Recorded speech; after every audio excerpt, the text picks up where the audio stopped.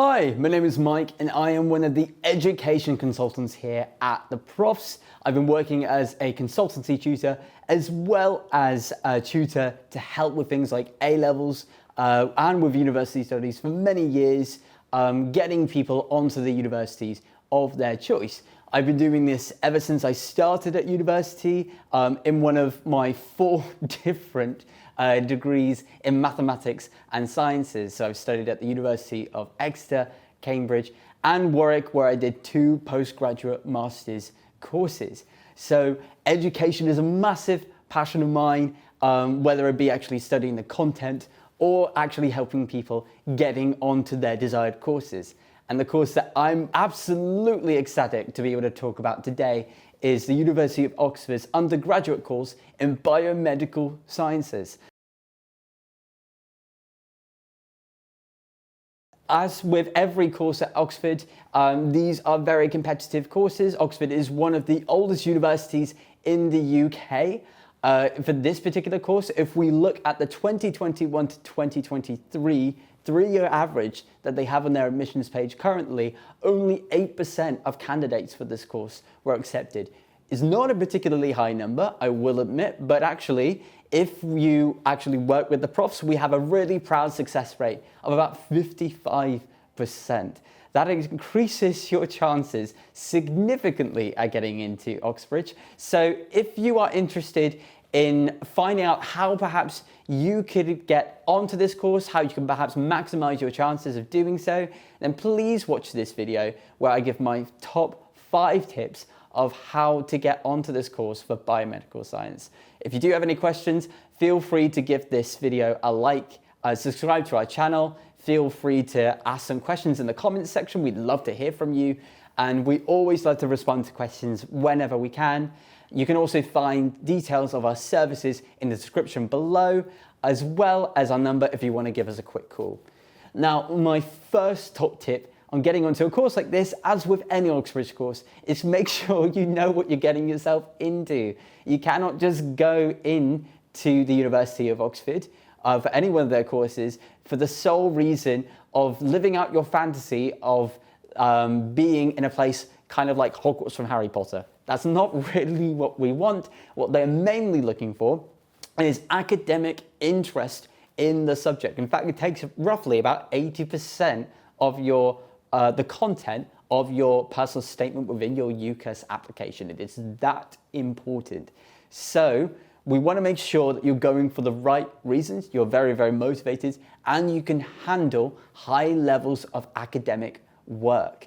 You learn a lot more in this course very, very quickly in comparison to other universities that also cover biomedical science.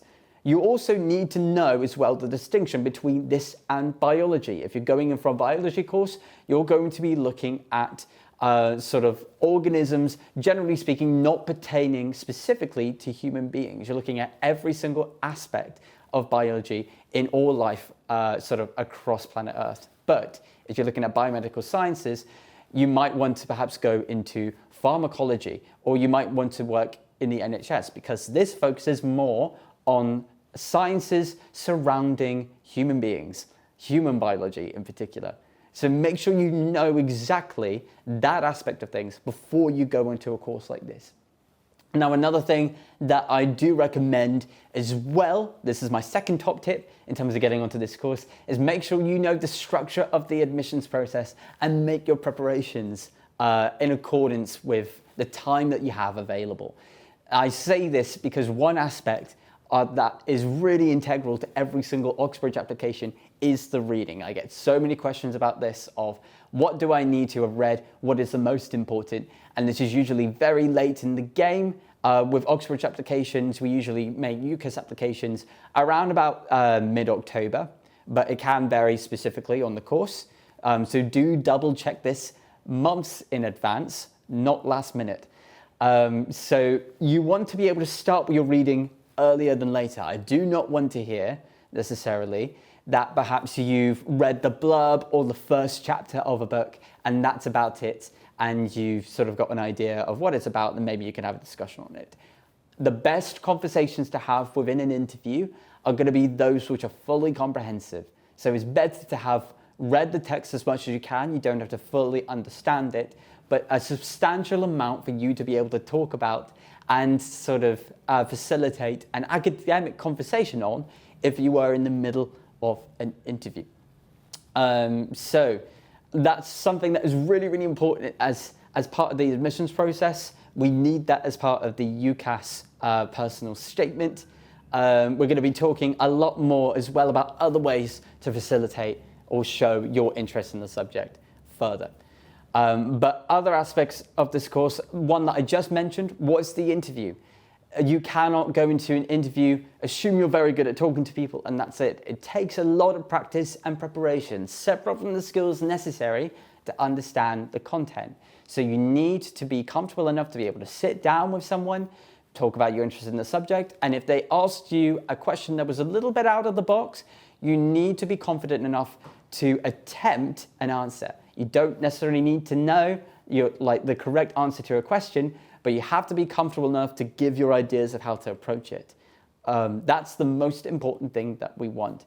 So do not underestimate the preparation necessary for that. Now, there will be an admissions test as well as part of this, the admissions process for this course. They have not yet confirmed at the time of making this video what that new test will be, but they will hopefully be announcing this sometime during this summer. Do keep check of their website to get some updates on what their admissions test will be for the next cycle, the 2025 cycle, because their admissions process on the test side of things is changing. But if you do, for now, want to be able to sort of practice your ability to answer admissions tests, have a look at some old past papers that used to be relevant to the biomedical science course. Give those questions a go. Now, understandably, there are going to perhaps be questions on all the sciences, biology, chemistry, physics, and mathematics. Most likely, you will not have to answer questions on all of those sciences, but in line with your A-level requirements, you need an A star and 2 A's, and they have to be A-levels. 2 of those grades need to be A-levels from those subjects that I've just mentioned, with the A star perhaps being from a science ideally, but those top candidates going in for this course will probably have maths, biology, chemistry, and physics. If you're at that early stage of deciding what courses are going to be best for this, definitely try to do all 4 if you can, if you feel like you have the academic aptitude to do so, if your school agrees with you. Otherwise, limit your choices of A-levels to those options. Now, other than having a good motivation, other than going in with a good understanding of the admissions process, I also want you, as my third top tip, to have a very, very strong career plan in place. As I mentioned, there are differences between actually going for a biology course or a biomedical sciences course.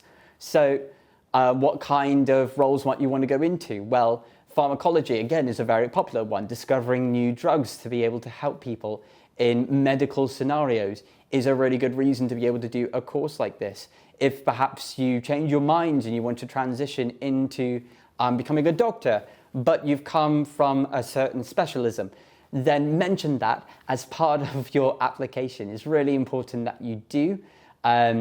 Bear in mind as well that when you're writing your UCAS application, you're probably applying to many different universities. So we don't want to be too specific with this course, but do mention your ultimate sort of dreams and ambitions.